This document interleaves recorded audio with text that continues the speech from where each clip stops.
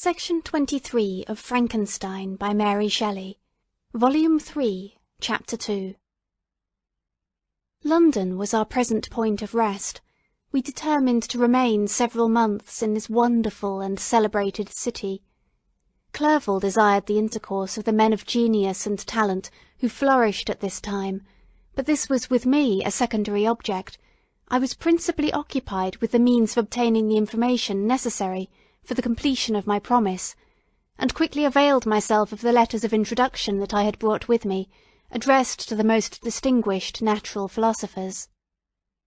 If this journey had taken place during my days of study and happiness, it would have afforded me inexpressible pleasure. But a blight had come over my existence, and I only visited these people for the sake of the information they might give me on the subject in which my interest was so terribly profound. Company was irksome to me. When alone, I could fill my mind with the sights of heaven and earth.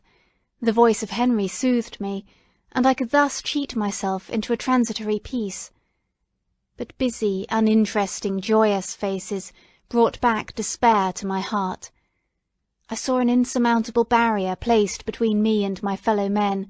This barrier was sealed with the blood of William and Justine, and to reflect on the events connected with those names filled my soul with anguish. But in Clerval I saw the image of my former self. He was inquisitive and anxious to gain experience and instruction. The difference of manners which he observed was, to him, an inexhaustible source of instruction and amusement. He was for ever busy, and the only check to his enjoyments was my sorrowful and dejected mien. I tried to conceal this as much as possible, that I might not debar him from the pleasures natural to one who was entering on a new scene of life, undisturbed by any care or bitter recollection. I often refused to accompany him, alleging another engagement, that I might remain alone. I now also began to collect the materials necessary for my new creation, and this was to me like the torture of single drops of water continually falling on the head. Every thought that was devoted to it was an extreme anguish, and every word that I spoke in allusion to it caused my lips to quiver and my heart to palpitate. After passing some months in London, we received a letter from a person in Scotland who had formerly been our visitor at Geneva. He mentioned the beauties of his native country, and asked if those were not sufficient allurements to induce us to prolong our journey as far north as Perth, where he resided. Clerval eagerly desired to accept this invitation, and I, although I abhorred society, wished to view again mountains and streams, and all the wondrous works with which nature adorns her chosen dwelling-places. We quitted London on the 27th of March, and remained a few days at Windsor, rambling in its beautiful forest. This was a new scene to us mountaineers. The majestic oaks, the quantity of game, and the herds of stately deer were all novelties to us. From thence we proceeded to Oxford. As we entered the city, our minds were filled with the remembrance of the events that had been transacted there more than a century and a half before. It was here that Charles I had collected his forces. This city had remained faithful to him, after the whole nation had forsaken his cause to join the standard of Parliament and liberty. The memory of that unfortunate king, and his companions, the amiable Falkland, the insolent Goring, his queen and son, gave a peculiar interest to every part of the city where they might be supposed to have inhabited. The spirit of elder days found a dwelling here, and we delighted to trace its footsteps. If these feelings had not found an imaginary gratification, the appearance of the city had yet in itself sufficient beauty to obtain our admiration. The colleges are ancient and picturesque, the streets are almost magnificent, and the lovely Isis, which flows beside it through meadows of exquisite verdure, is spread forth into a placid expanse of waters, which reflects its majestic assemblage of towers and spires and domes, embosomed among aged trees. I enjoyed this scene, and yet my enjoyment was embittered both by the memory of the past and the anticipation of the future. I was formed for peaceful happiness. During my youthful days discontent never visited my mind, and if I was ever overcome by ennui, the sight of what is beautiful in nature, or the study of what is excellent and sublime in the productions of man, could always interest my heart and communicate elasticity to my spirits.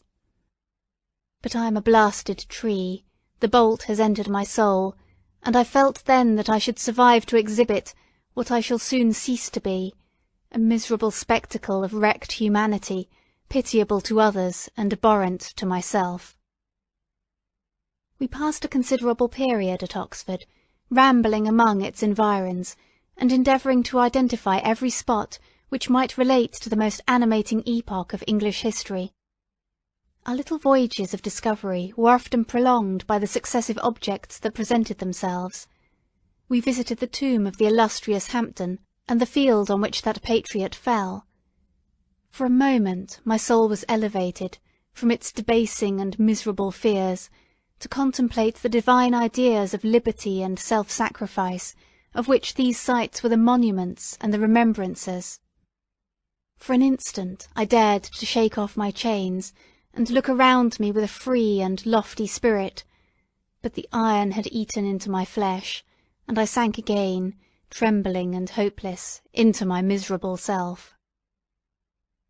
We left Oxford with regret, and proceeded to Matlock, which was our next place of rest. The country in the neighbourhood of this village resembles, to a greater degree, the scenery of Switzerland, but everything is on a lower scale, and the green hills want the crown of distant white Alps, which always attend on the piny mountains of my native country. We visited the wondrous cave, and the little cabinets of natural history, where the curiosities are disposed in the same manner as in the collections at Cerveau and Chamonix. The latter name made me tremble when pronounced by Henry, and I hastened to quit Matlock, with which that terrible scene was thus associated. From Derby, still journeying northward, we passed 2 months in Cumberland and Westmoreland. I could now almost fancy myself among the Swiss mountains. The little patches of snow which yet lingered on the northern sides of the mountains, the lakes, and the dashing of the rocky streams, were all familiar and dear sights to me. Here also we made some acquaintances, who almost contrived to cheat me into happiness. The delight of Clerval was proportionably greater than mine. His mind expanded in the company of men of talent, and he found in his own nature greater capacities and resources than he could have imagined himself to have possessed while he associated with his inferiors. "I could pass my life here," said he to me, "and among these mountains I should scarcely regret Switzerland and the Rhine." But he found that a traveller's life is one that includes much pain amidst its enjoyments. His feelings are for ever on the stretch, and when he begins to sink into repose, he finds himself obliged to quit that on which he rests in pleasure, for something new, which again engages his attention, and which also he forsakes for other novelties. We had scarcely visited the various lakes of Cumberland and Westmoreland, and conceived an affection for some of the inhabitants, when the period of our appointment with our Scotch friend approached, and we left them to travel on. For my own part I was not sorry. I had now neglected my promise for some time, and I feared the effects of the demon's disappointment. He might remain in Switzerland, and wreak his vengeance on my relatives. This idea pursued me and tormented me at every moment from which I might otherwise have snatched repose and peace. I waited for my letters with feverish impatience. If they were delayed, I was miserable, and overcome by 1,000 fears, and when they arrived, and I saw the superscription of Elizabeth or my father, I hardly dared to read and ascertain my fate. Sometimes I thought that the fiend followed me, and might expedite my remissness by murdering my companion. When these thoughts possessed me, I would not quit Henry for a moment, but followed him as his shadow, to protect him from the fancied rage of his destroyer. I felt as if I had committed some great crime, the consciousness of which haunted me. I was guiltless, but I had indeed drawn down a horrible curse upon my head, as mortal as that of crime. I visited Edinburgh with languid eyes and mind, and yet that city might have interested the most unfortunate being. Clerval did not like it so well as Oxford, for the antiquity of the latter city was more pleasing to him. But the beauty and regularity of the new town of Edinburgh, its romantic castle and its environs, the most delightful in the world, Arthur's Seat, St. Bernard's Well, and the Pentland Hills, compensated him for the change, and filled him with cheerfulness and admiration. But I was impatient to arrive at the termination of my journey. We left Edinburgh in a week, passing through Cooper, St. Andrews, and along the banks of the Tay to Perth, where our friend expected us. But I was in no mood to laugh and talk with strangers, or enter into their feelings or plans with the good humour expected from a guest, and accordingly I told Clerval that I wished to make the tour of Scotland alone. "Do you," said I, "enjoy yourself, and let this be our rendezvous.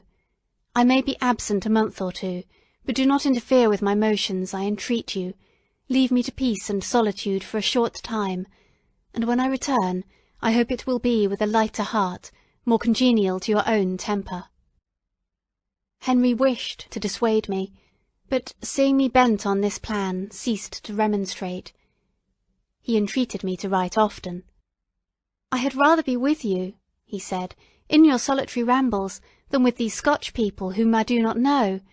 Hasten then, my dear friend, to return, that I may again feel myself somewhat at home, which I cannot do in your absence." Having parted from my friend, I determined to visit some remote spot of Scotland, and finish my work in solitude. I did not doubt but that the monster followed me, and would discover himself to me when I should have finished, that he might receive his companion. With this resolution I traversed the northern Highlands, and fixed on one of the remotest of the Orkneys as the scene of my labours. It was a place fitted for such a work, being hardly more than a rock, whose high sides were continually beaten upon by the waves. The soil was barren, scarcely affording pasture for a few miserable cows, and oatmeal for its inhabitants, which consisted of 5 persons, whose gaunt and scraggy limbs gave tokens of their miserable fare. Vegetables and bread, when they indulged in such luxuries, and even fresh water, was to be procured from the mainland, which was about 5 miles distant. On the whole island there were but 3 miserable huts, and one of these was vacant when I arrived. This I hired. It contained but 2 rooms, and these exhibited all the squalidness of the most miserable penury.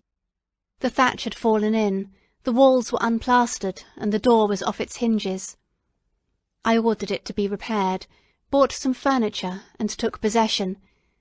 An incident which would, doubtless, have occasioned some surprise, had not all the senses of the cottagers been benumbed by want and squalid poverty.